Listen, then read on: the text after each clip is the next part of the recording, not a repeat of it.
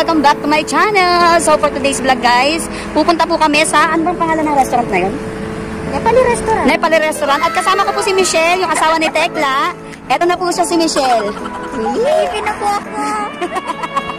Hindi na daw po siya magbibigay ng pahayag guys kasi close na po ni Rapi Tulpo yung kanyang concerns, yung kanyang complaint.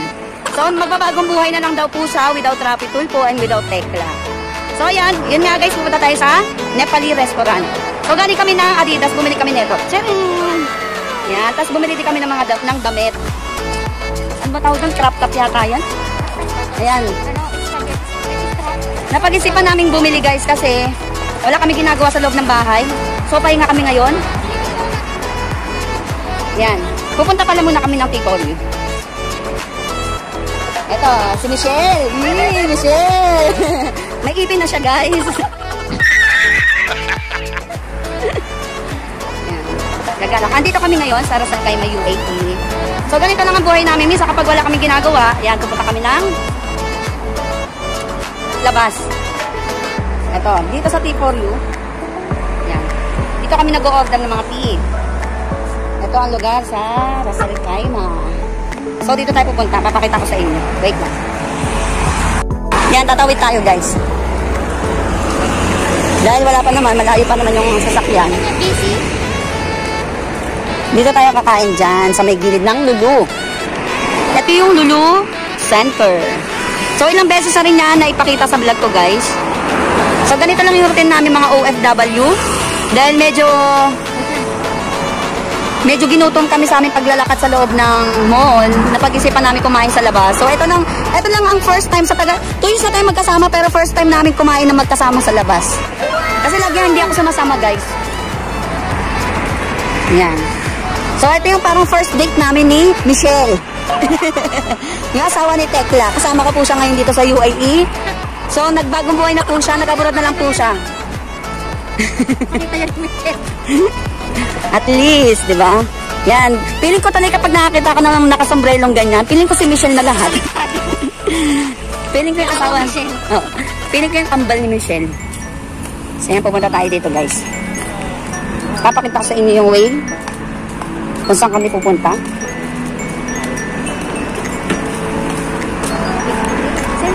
Yan. Diba guys, meron din sila dito ang Christmas lights. Kasi sa Mega Mall, meron ganito eh, Christmas lights eh. Yan. So yan guys. Kung mapapansin nyo yung daanan, wala pong masyadong naglalakad. Kasi yung mga tao dito, drive-thru lang or in-order lang nila sa tindahan, nakasasakyan po sila. Tatawagin na lang nila yung mga waiter, ganyan, sa loob ng tindahan, tapos tsaka sila mag-order ng kanilang kailangan. So yan, dito tayo pupunta. Eto guys, yung pagkain dito napakasarap talaga. Nepali food. First time ko kumain dito, kasama ko sila ate. So naisipan namin kumain ni Michelle. Yung asawa ni Tekla dito.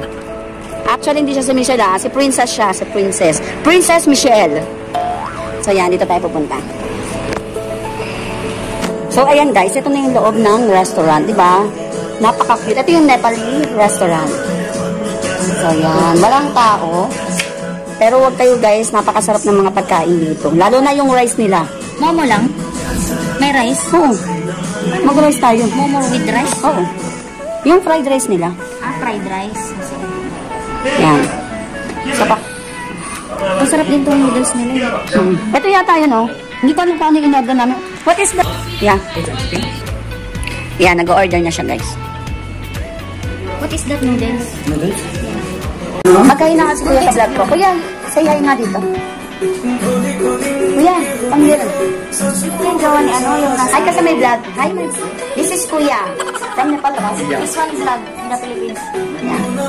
This is the one who assist for us. He serve us food. Very nice food here. What the name for your What the name for this? What? Now we send treatment. Near in Lulu. Sa mga kabayan dyan. Oh, wait lang guys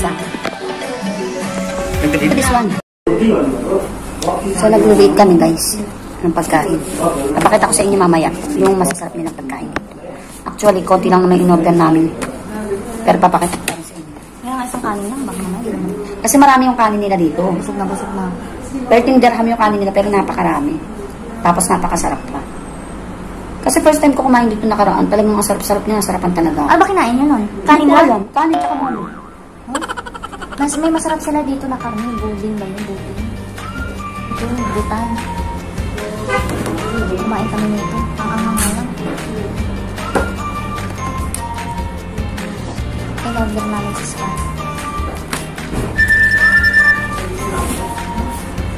Hindi ko pinatulan niya si ano. So, ayan guys. Ito yung kanilang noodles. Pansit sa atin ito. Ito na. Ito pa lang ang dumarating. So, ayan yung momo nila tinatawag nila dito guys. Ayan. Tapos ito yung sausawan niya. Ang sarap nito. Ano ba yung laman nito? Chicken. Chicken. Okay. Ayan. Tikman mo to. Mangingi tayo ng maliit na. Ito na siya guys. Ito first time ko na ito matitikman kasi pumunta kami dito, hindi kami nag-order ng ganito.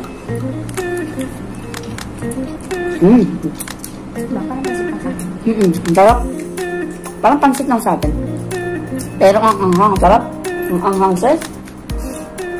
Sabi ko kay Kuya, mag-spicy eh. Hindi pa naman kami mahilig sa maanghang, pero ang sarap niya. Ang sarap nga. Ang sarap Hindi niya. niya siguro na ano.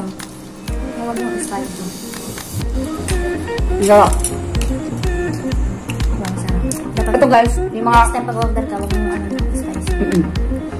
yung mga kabayan na gusto kumain ng ganito, punta lang kayo dito, malapit lang po sa gilid lang sa gilid. Ang sarap niya. Dahil hindi ko talagang makalimutan ito yung fried rice. Yung paulit-ulit kami. Sarap kasi talaga. Ito nga masarap eh, fried rice pa. Tayo ka po yung magsabi. Yeah. Yeah, bigyan na plate. Extra na to, plate na. Thank you. So yan guys, tinapat na sa inyo yung fried rice. Ito siya guys, ang dami niya. Pakita ko sa inyo. Kaya isa lang in-order ko, tapos kanina gusto niya pa dalawa. Ang dami niya guys, pero ang sarap nito. Ito talagang ang binalikan ko dito. Ang sarap-sarap ng Ayun, fried yung pilit rice. niyang ginagaya.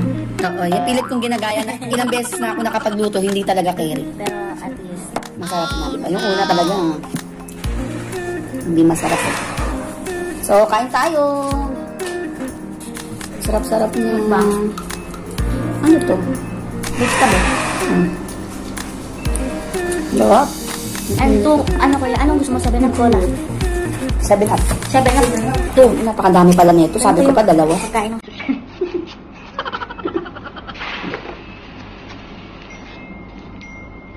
Yan. Kasi ito guys, para siyang somay sa atin. Sausaw nyo lang yan dito. Ang sarap niya.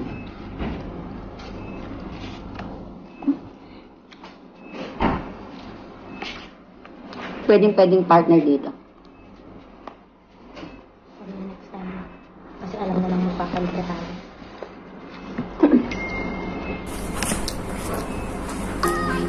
Asan daw siya? Walang pwede na siya.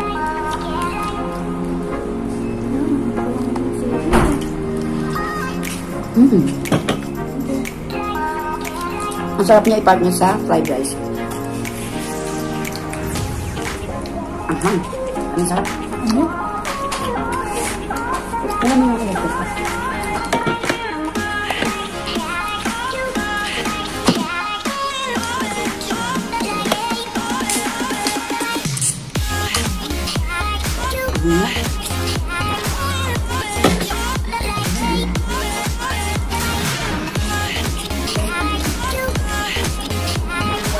Ano ba yan? Totoo lang. Aha. Hindi. Parang lang may lasa. Sarap. Pag-gusto mo lang daw kasi. Ang sarap.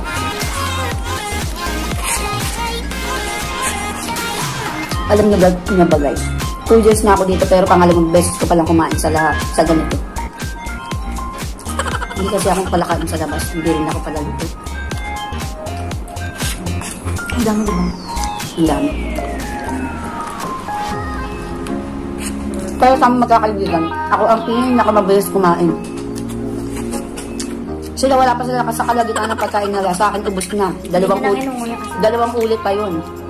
Ewan ko, ganito talaga ako kumain.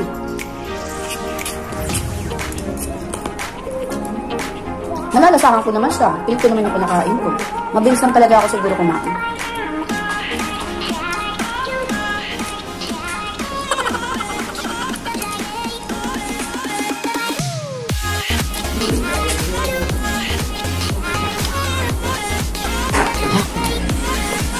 Ayan guys, in-stop ko yung news kasi baka makapirate tayo.